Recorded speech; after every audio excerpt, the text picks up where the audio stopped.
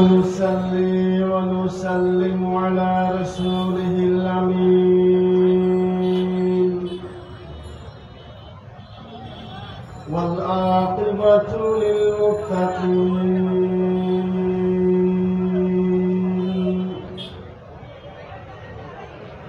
والصلاة والسلام على سائر الأنبياء والمرسلين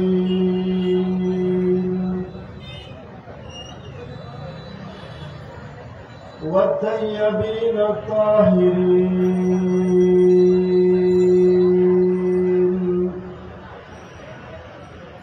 ومن اتبعهم بإحسان إلى يوم الدين.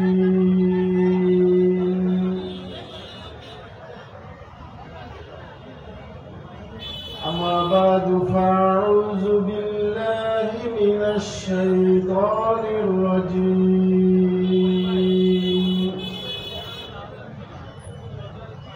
بسم الله الرحمن الرحيم.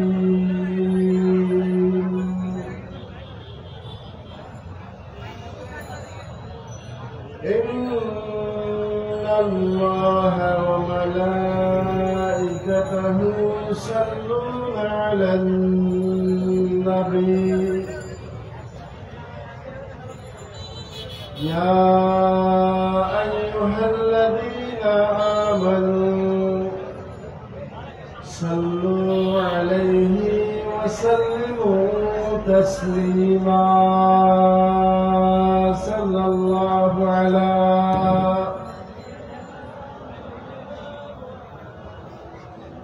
وآله وأصحابه وسلم. صلى الله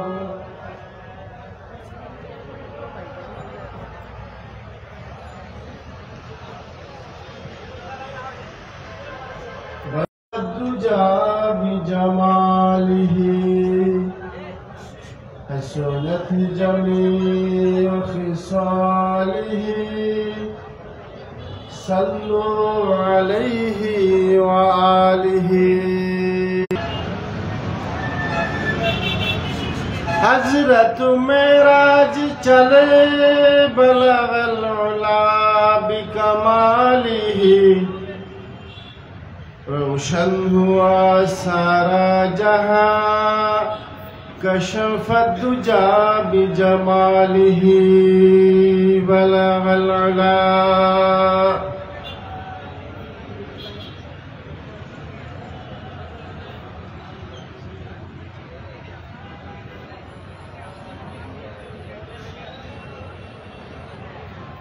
हर काम उनका नेक है सुनत जमी व खिसालिही. हूर मलाइक कहते हैं सल्लु अलैहि व आलिही. बलगल उला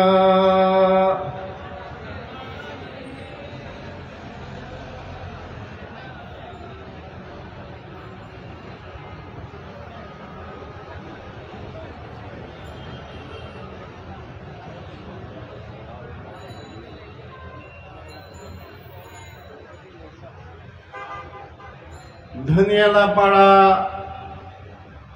মহল্লা কমিটি কর্তৃক আয়োজিত পবিত্র সিরাতুন নবী সাল্লাল্লাহু আলাইহি ওয়াসাল্লামের আজকের সম্মানিত সভাপতি জনাব আলহাজ মোহাম্মদ জাহেদ সাহেব মাদ্দাজিল্লাহুল আলী,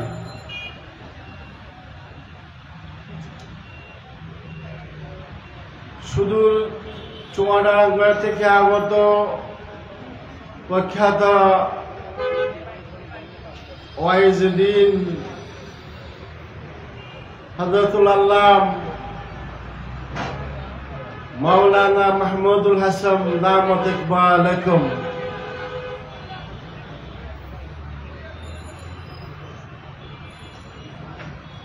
আমাদের প্রধান ওয়াইজ হযরত জনাব মাওলানা মোহাম্মদ আমির হামজা দামত ফয়জুকুমুল আলিয়া তিনিও তশরিফ এনেছেন।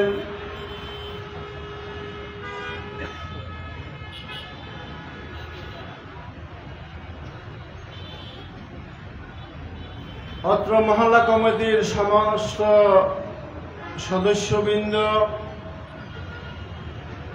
উপস্থিত সম্মানিত বেরাদরান ইসলাম, পর্দানশীল মা ও বোনেরা, আসসালামু আলাইকুম ওয়া রাহমাতুল্লাহ।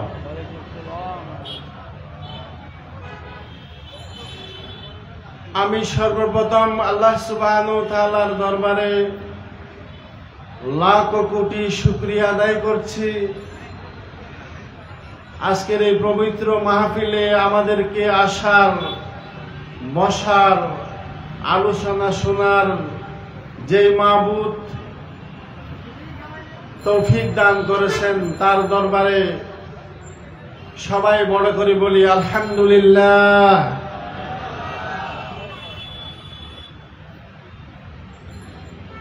পবিত্র সিরাতুন নবী সাল্লাল্লাহু আলাইহি ওয়াসাল্লাম, সিরাতুন নবী শব্দের অর্থ হলো নবী মুহাম্মদ রাসূলুল্লাহ সাল্লাল্লাহু আলাইহি সাল্লামের পবিত্র জীবন।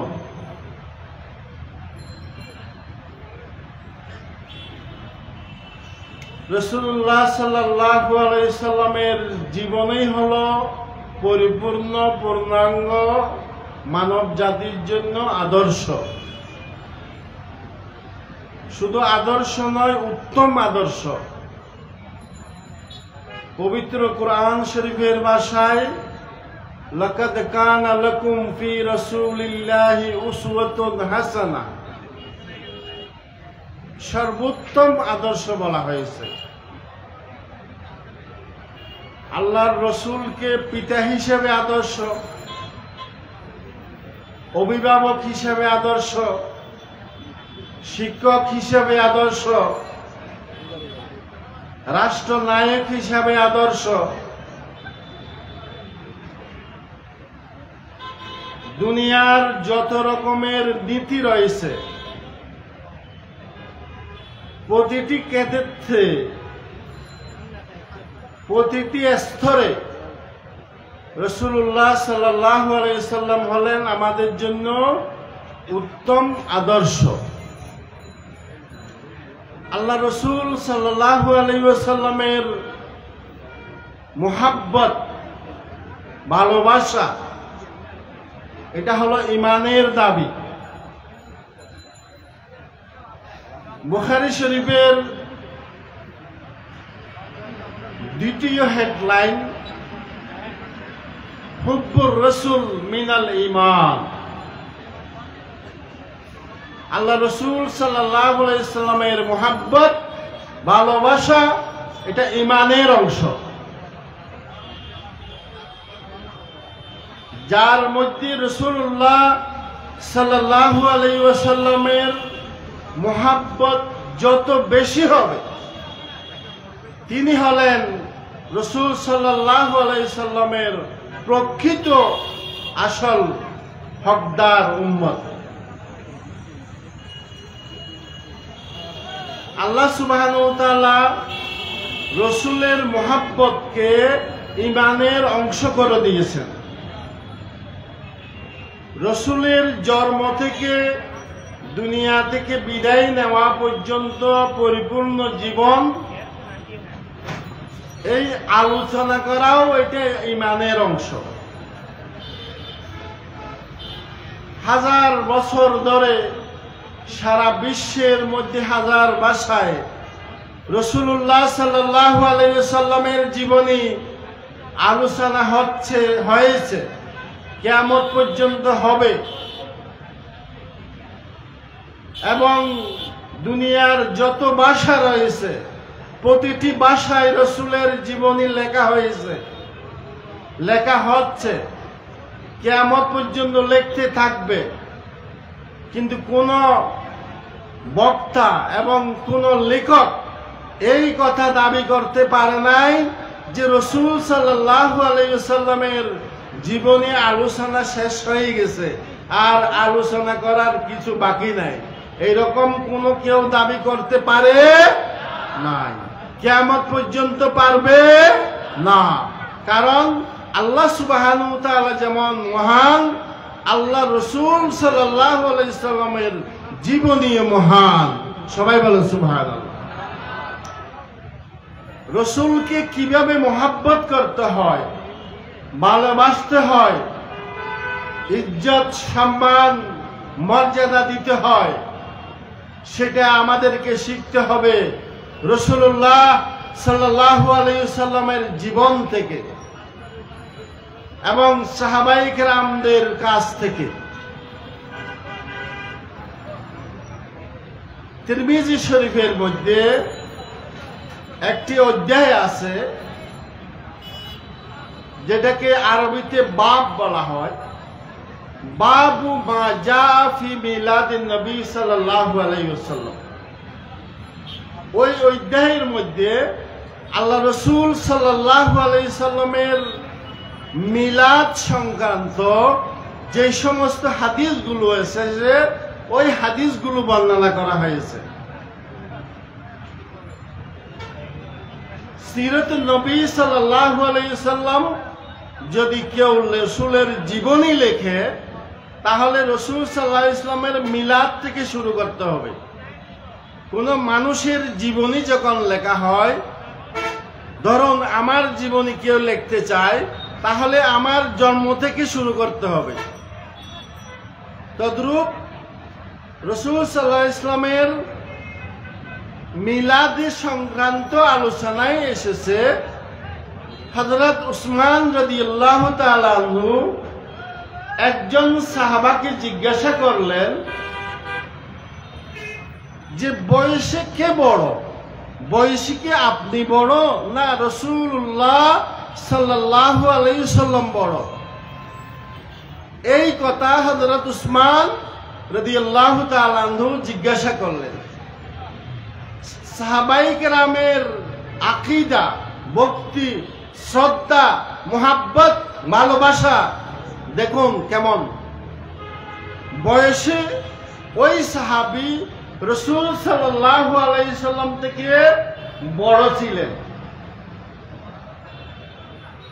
যেই সাহাবীকে জিজ্ঞাসা করা হচ্ছে ওই সাহাবী রাসূল সাল্লাল্লাহু আলাইহি সাল্লাম থেকে বয়সে কি ছিলেন? বড় ছিলেন। তো তিনি সহজভাবে উত্তর দিতে পারতেন, বয়সে আমি বড়, রাসূল সাল্লাল্লাহু আলাইহি সাল্লাম বয়সে ছোট। এই উত্তর দিলে উত্তর হয়ে যায়, ঠিক না? এই উত্তর দিলে কি হয়ে যায়? উত্তর হয়ে যায়। কিন্তু সাহাবায়ে কেরামের মুহাব্বত, ভালোবাসার কথা বলছি, তিনি সেভাবে উত্তর দেননি। বয়সের সাথে আল্লাহর রাসূল সাল্লাল্লাহু আলাইহি ওয়াসাল্লামের বয়সের সাথে তুলনা করেননি। তার বয়স কি বড় এভাবে বলেননি। ওই সাহাবী উত্তর দিলেন, হুয়া আকবারু মিন্নি ওয়া আনা আকদামু আলাইহি ফিল মিলাদ। রাসূল সাল্লাল্লাহু আলাইহি ওয়াসাল্লাম অনেক অনেক বড়, কিন্তু আমার জন্ম রাসূলের আগে হয়েছে। সবাই বলেন সুবহানাল্লাহ। আমার জন্ম যদি রাসূলের আগে হয়, বয়সে বড় কিনা? বড় কিনা? বড়। কিন্তু তিনি আমি রাসূলের চেয়ে বড়, রাসূল ছোট বয়সে, এই কথা বলেননি। কথাটাকে বলেছেন আদবের সহিত, ভিন্নভাবে। এটা সাহাবায়ে কেরামের আদব। সাহাবায়ে কেরামরা আল্লাহ রাসূলকে কেমন ভালোবাসতেন, কেমন মুহাব্বত করতেন, এই হাদিস দ্বারা প্রমাণিত। এইভাবে হযরত আব্বাস রাদিয়াল্লাহু তাআলা আনহু, আল্লাহ রাসূলের আপন চাচা রাদিয়াল্লাহু তাআলা আনহু, বয়সে বড় ছিলেন। বয়সে কি ছিলেন? বড় ছিলেন। হযরত আব্বাস রাদিয়াল্লাহু তাআলা আনহুকে এক সাহাবী জিজ্ঞাসা করেছেন এইভাবে, আপনি বড় না রাসূল সাল্লাল্লাহু আলাইহি ওয়াসাল্লাম বড়? বয়সে কে বড়? নিজের আপন চাচা হয়ে, বয়সে বড় হয়ে, নিজের বয়স বড় এই কথা বলেননি। একই কথা বলেছেন, শব্দটি ভিন্ন, অর্থ একই। হুয়া আকবরু মিন্নি ওয়া আনা উলিদতু ক্বাবলাহু। হযরত আব্বাস রাদিয়াল্লাহু তাআলা আনহু বলেছেন, রাসূল সাল্লাল্লাহু আলাইহি ওয়াসাল্লাম অনেক অনেক বড়, কিন্তু আমার জন্ম রাসূলের আগে হয়েছে। সুবহানাল্লাহ। আপন চাচা, রাসূলের প্রতি শ্রদ্ধা, সম্মান, ভালোবাসা, মুহাব্বত দেখেছেন কেমন? আমাদেরকে যদি জিজ্ঞাসা করা হয় আমি বড় না উনি বড়, আমরা বলবো দূর, উনি তো কালকের ভোলা। আমরা বলবো যে এরকম না, এইভাবে বলা যাবে না। যার সম্মান যেরকম তাকে সেই সম্মান দিতে হবে। এটাই হলো ইসলামের নিয়ম, এটাই হলো ইসলামের শিক্ষা। কোন মানুষকে সম্মান না দিয়ে নিজে সম্মান পেতে যাওয়া, এটা হলো বোকামি, এটা হলো কি? পাগলামি। আমি কাউকে সম্মান করি না আর আমি সম্মান চাই, এরকম কি হয়? কোন মানুষকে সম্মান করলে সম্মান কি কমে যায় না বেড়ে যায়? বেড়ে যায়।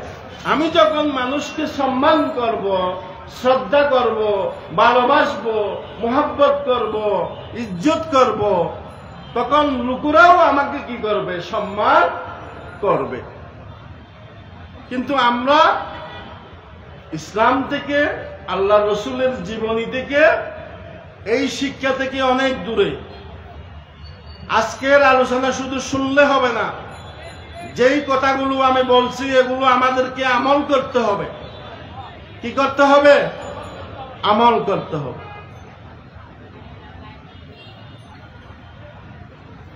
আজকে আমাদের রাষ্ট্রপ্রধান যিনি ছিলেন, তিনি যদি যার সম্মান যেমন, তাকে যদি সেই সম্মান দেওয়া হতো, তিনি যদি সেই সম্মান দিতেন, যার যে অধিকার, সেই অধিকার যদি তিনি মানুষকে দিতেন, তাহলে আজকে বাংলাদেশ থেকে পালিয়ে ভারতে যেতে হতো না। তাহলে বোঝা যাচ্ছে এই দেশের মানুষকে তিনি সম্মান দেননি, এই দেশের মানুষের অধিকারকে তিনি যথাযথভাবে রক্ষা করেননি। এটা ফাইসালা কার? আল্লাহ। কার ফাইসালা? আল্লাহর ফাইসালা। এই দেশে কি জীবনে আর আসতে পারবে? রাজনীতি করতে পারবে? সে নিজেও শেষ, তার দলকেও কি করে দিল? শেষ করে দিল। কি করে দিল? শেষ করে দিল। কমপক্ষে তার পিতা থেকে সে শিক্ষা নিতে পারত, তার পিতার পতন থেকে শিক্ষা নিতে পারত, সেখান থেকেও সে শিক্ষা নেয়নি। আজকে এই জন্যই তার এই অবস্থা। আমি হযরত উসমান রাদিয়াল্লাহু তাআলা আনহুর কথা দিয়ে শুরু করেছিলাম। উসমান রাদিয়াল্লাহু তাআলা আনহু ইসলামের তৃতীয় খলিফা এবং রাসূলুল্লাহ সাল্লাল্লাহু আলাইহি সাল্লামের আত্মীয়তার বন্ধন হওয়ার কারণে আরো মর্যাদা বেড়ে গেছে। এই হযরত উসমান রাদিয়াল্লাহু তাআলা আনহুকে হিজরতের 6 বছর পর ষষ্ঠ হিজরিতে মদিনা থেকে মক্কা শরীফ পাঠানো হয়েছিল কাফের মুশরিকদের সাথে সুলহ করার জন্য, সন্ধি করার জন্য। সুলহ হুদাইবিয়ার ঘটনা, এটা সবাই জানে। আমি যেটি বলতে চাচ্ছি সেটি হলো, তিনি কুরাইশের কাফের মুশরিক সরদার যারা ছিল তাদের সাথে পরামর্শ করার জন্য, আলোচনা করার জন্য পবিত্র কাবা শরীফের সেহেনে গেলেন। তখন রাসূল সাল্লাল্লাহু আলাইহি ওয়াসাল্লামের হিজরতের পর কিছু সামান্য মুসলমান যারা ছিল তাদেরকে কাবা শরীফ তওয়াফ করতে দিত না কাফের মুশরিকগণ। ফতেহ মক্কার আগ পর্যন্ত,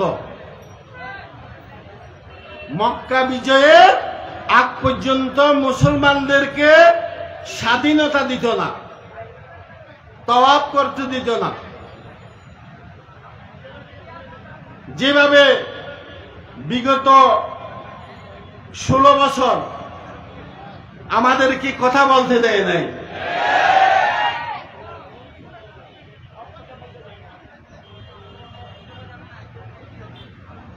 সেভাবে কাফের মুশরিকরা তারা শিক্ষা নিয়েছে কাফের মুশরিক থেকে। তারা শিক্ষা নিয়েছে কোত্থেকে? কাফের মুশরিক থেকে। যেমন পাঠ্য বইতে লিখেছে মানুষ বানর থেকে সৃষ্টি। যারা বানরের বংশধর তারাই বলে মানুষ বানর থেকে সৃষ্টি, ঠিক কিনা? কোন মানুষের বাচ্চা এই কথা বিশ্বাস করতে পারে না যে মানুষ বানর থেকে সৃষ্টি। মানুষ তো আদম জাতি, আদম আলাইহিস সালাম থেকে পরম্পরায় এসেছে। এটা হলো আমাদের ঈমান, এটা আমাদের বিশ্বাস। কিন্তু যারা বানরের দল তারা বলে বানর থেকে মানুষ হয়েছে। সবাই বলে নাউজুবিল্লাহ। এই থিওরি তো বর্তমান আধুনিক যুগে কোন বিজ্ঞানও এটা গ্রহণ করে না। কোন বিজ্ঞানও এটা কি গ্রহণ করে না। যেই কথা বিজ্ঞানেও গ্রহণ করে না সেই কথা মানুষ কিভাবে বলে? নিশ্চয় তারা বানরের দল। হযরত উসমান রাদিয়াল্লাহু তাআলা আনহু কাবা শরীফের সেহেনে আসলেন। তখন কাফের মুশরিকদের সরদার তারা বলল, হে উসমান, তুমি তো কাবা শরীফের সেহেনে এসে গেছো, অতএব তোমাকে কাবা শরীফ তওয়াফ করার জন্য অনুমতি দিলাম, তুমি কাবা শরীফ তওয়াফ করতে পারবে। হযরত উসমান কাবা শরীফের সেহেনে দাঁড়িয়ে বললেন, এই কাবা, এই কাবার সাথে আমার কি সম্পর্ক? আল্লাহ রসুল বলেছেন এই কাবা আল্লাহর ঘর, আমরা মেনেছি আল্লাহর ঘর। আল্লাহ রসুল হাজরা আসওয়াদে চুম্বন করেছেন, আমরাও হাজরা আসওয়াদে চুম্বন করেছি। ওখানে মাকামে ইব্রাহিম আছে, ওখানে তওয়াফ করার পর 2 রাকাত নামাজ আদায় করা হয়। রাসূলুল্লাহ করেছেন, আমরাও করেছি। আল্লাহ রসুল তওয়াফ করতে বলেছিলেন, আমরাও তওয়াফ করেছিলাম। যখন কাবা শরীফকে ছেড়ে আল্লাহ রসুল সাল্লাল্লাহু আলাইহি ওয়াসাল্লাম হিজরত করে মদিনায় চলে গেলেন, অতএব রাসূলুল্লাহ সাল্লাল্লাহু আলাইহি ওয়াসাল্লাম না এসে তওয়াফ না করা পর্যন্ত, রাসূলুল্লাহ সাল্লাল্লাহু আলাইহি ওয়াসাল্লাম এসে তওয়াফ না করা পর্যন্ত আমি উসমান এই কাবা শরীফের সেহেনে এসে তওয়াফ করব না।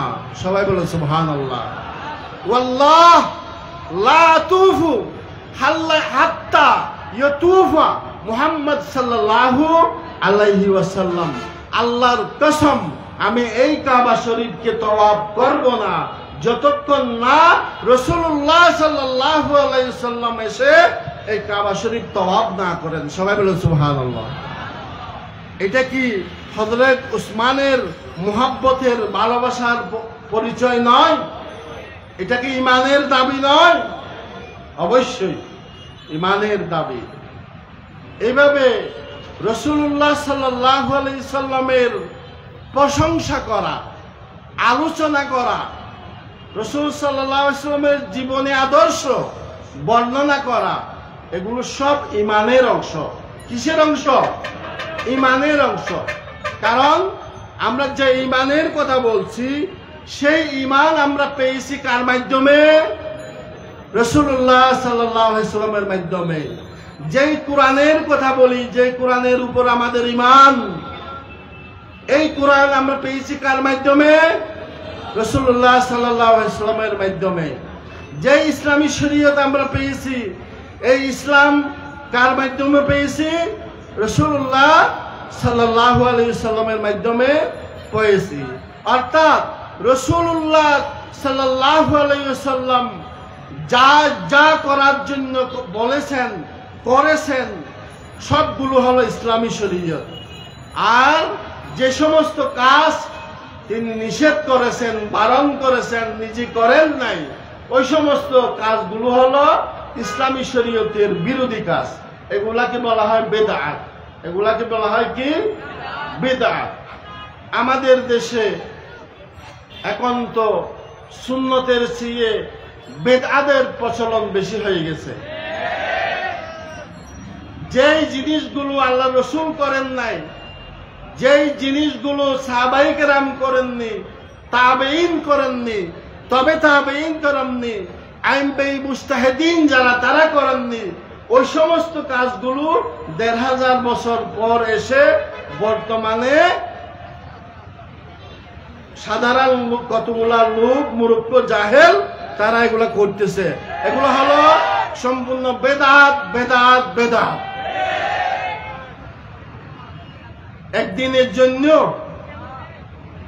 নারাই তাকবীর বলা শুধু একদিনের জন্য, হালুয়া খাওয়া একদিনের জন্য, গরুর গোশত খাওয়া একদিনের জন্য, গরু জবাই করা, এটার নাম কি মিলাদুন নবী? ট্রাকে বসে ঘুরা, এটা কি মিলাদুন নবী? আর বেশি মহব্বত লাগলে আপনিও নিজে সবার সাথে হাঁটেন। আপনি ট্রাকে বসেছেন কেন?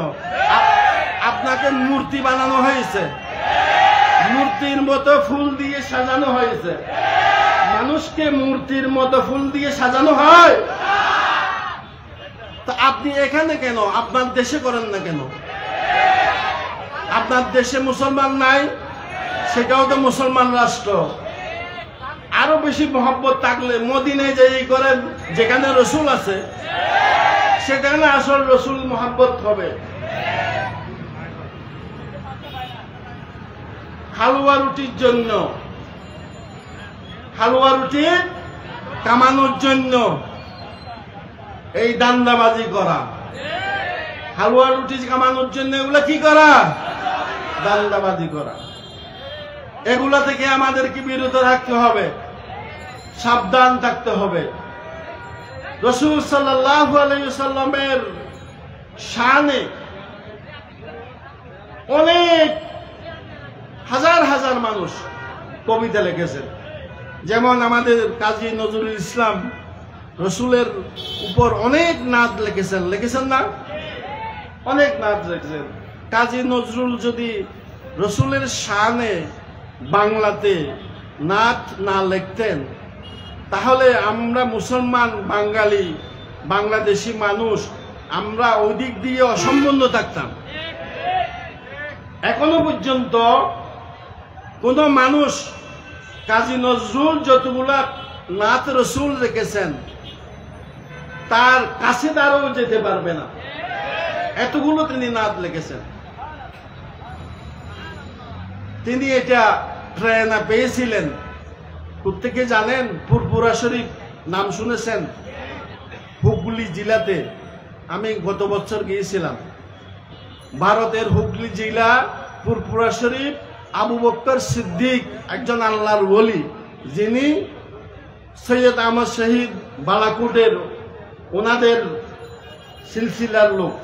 তাদের একটা সিলসিলা আমাদেরও আছে বাইতুল শরফের। ওনার প্রেরণায় তিনি কি করেছিলেন? কবিতা লিখেছিলেন, নাত রসুল লিখেছিলেন। তিনি যখন একবার ওনার কাছে সাক্ষাৎ করতে গিয়েছিলেন, তখন কাজী নজরুলকে জিজ্ঞাসা করলেন, তুমি তো অনেক কবিতা লিখেছো, কিন্তু রসুলের উপর কোনো নাত তো তুমি লিখলে না।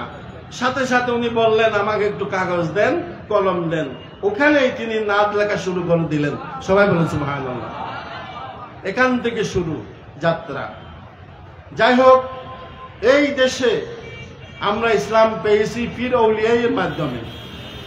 যুগে যুগে আউলিয়ায়ে কেরাম এই দেশে ইসলাম প্রচার করেছেন, যুদ্ধ করেছেন, অনেক মেহনত করেছেন, অনেক খেদমত করেছেন। যেমন যতগুলো খানাকা, যতগুলো মসজিদ, মাদ্রাসা, বিভিন্ন দ্বীনি প্রতিষ্ঠান, এগুলো আগেকার যুগে আউলিয়ায়ে কেরামরা প্রথম আমাদেরকে করে দেখাইয়েছেন। ওনাদের দেখা দেখি ওনাদের শিষ্য যারা ছিল, ওনাদের ভক্ত যারা ছিল, তারা পরম্পরায় পর্যায়ক্রমে এগুলা করতে লাগলেন। এইভাবে করতে করতে বর্তমান পর্যন্ত মানুষ এগুলা করতে আছে। ভবিষ্যতেও ইসলামী প্রতিষ্ঠান, ধর্মীয় প্রতিষ্ঠান এগুলো মানুষ করবে, এবং এগুলা করা একান্ত খুব প্রয়োজন, বেশি প্রয়োজন।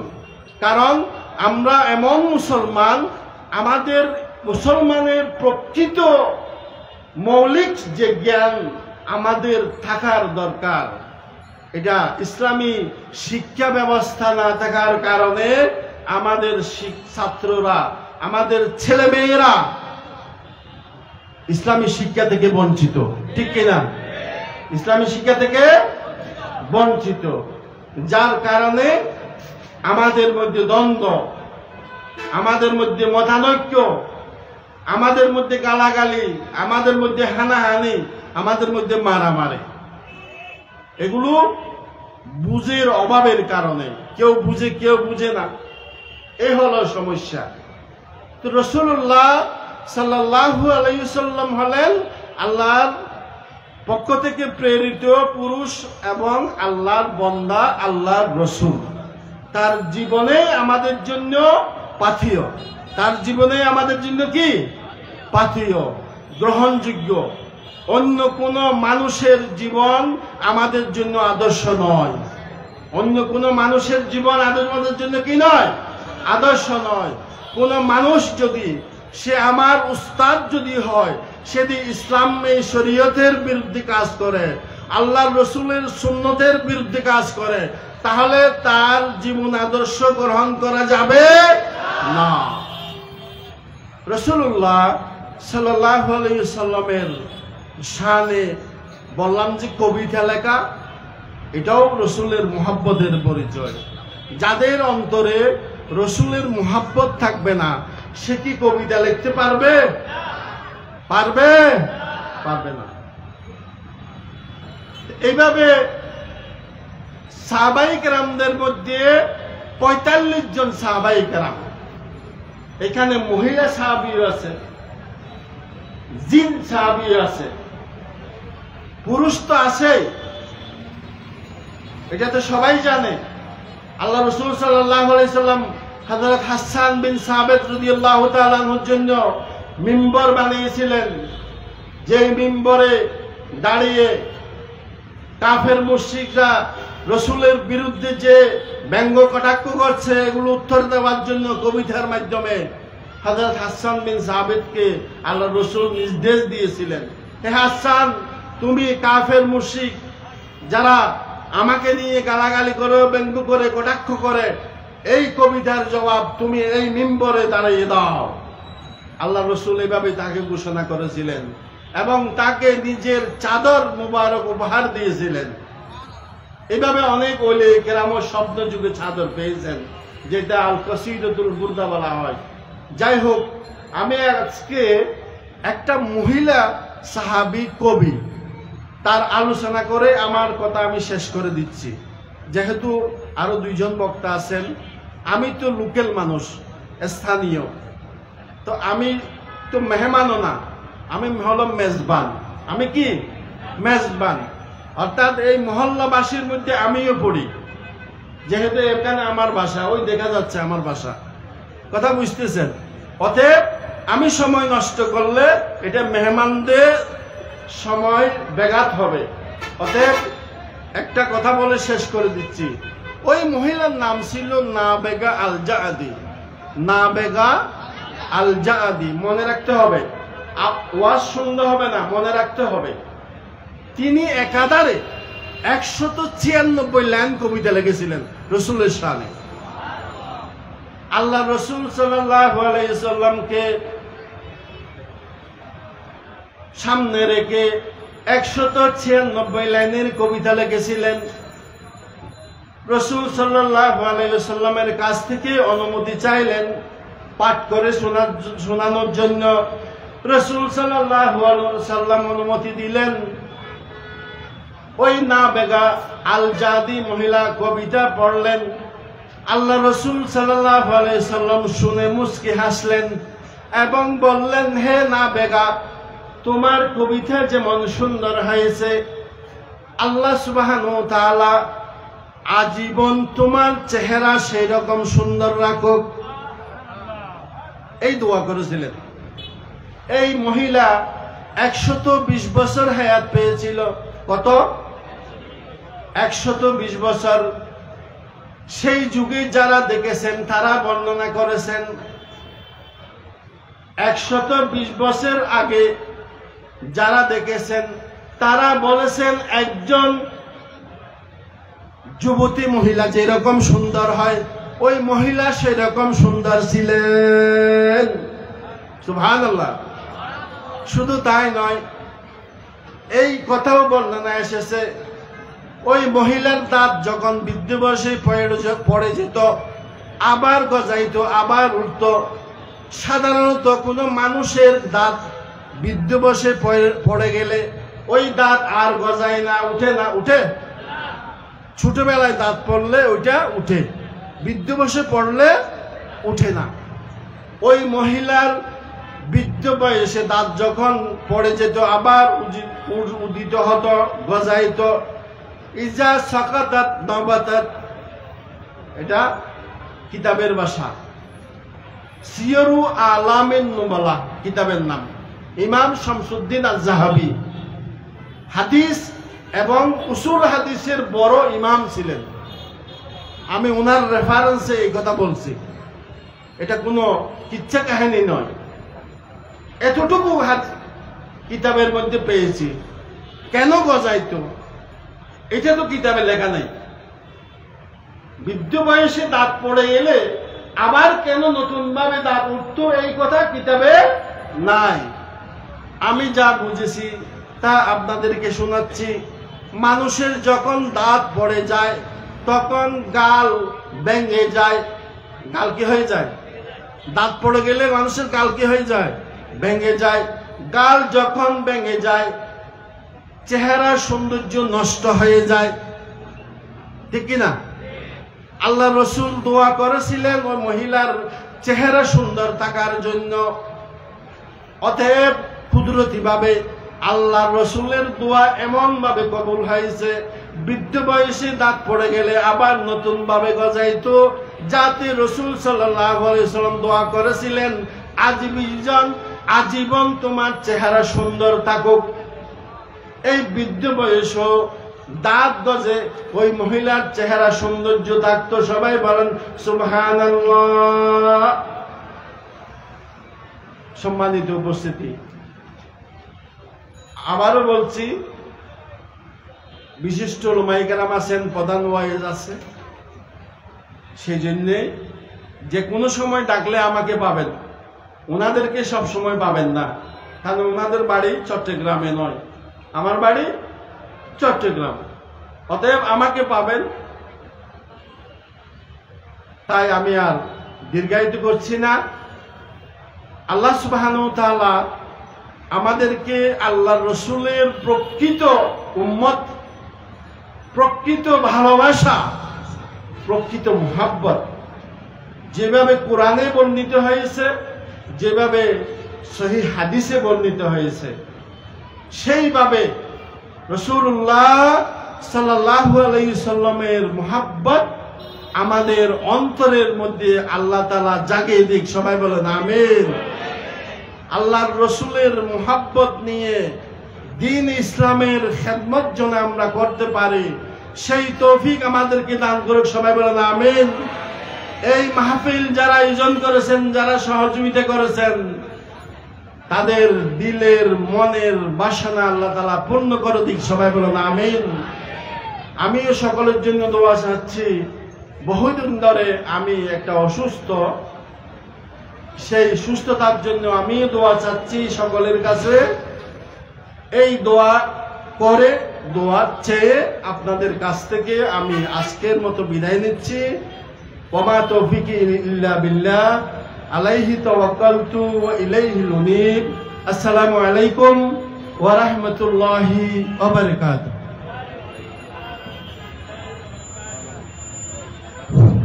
আলহামদুলিল্লাহ, এতক্ষণ পর্যন্ত খুবই গুরুত্বপূর্ণ কথা বলেছেন, সময় স্বল্পতার মধ্যে অনেক কথা বলেছেন, দারুণের বিবর্তনবাদকে ব্যক্ত প্রমাণিত করেছেন তিনি। এছাড়াও রাসূল পাক সাল্লাল্লাহু আলাইহি ওয়াসাল্লামের মুসওয়ায়ে হুসনা যেটা সেটা তুলে ধরেছেন আমাদের মাঝে, এবং তার বক্তব্যের মাঝে প্রকাশ হয়েছে মা আতাকুমুর রাসূল ফাযুহু ওয়া মা নাহাকুম আনহু ফান্তাহু। এই শিক্ষাকে কাজে লাগিয়ে আজকের মাহফিলে আমরা যেন আমল করতে পারি, সেই তৌফিক যেন আল্লাহ আমাদেরকে দান করেন। সম্মানিত উপস্থিতি, আমাদের আরো বক্তা রয়েছেন।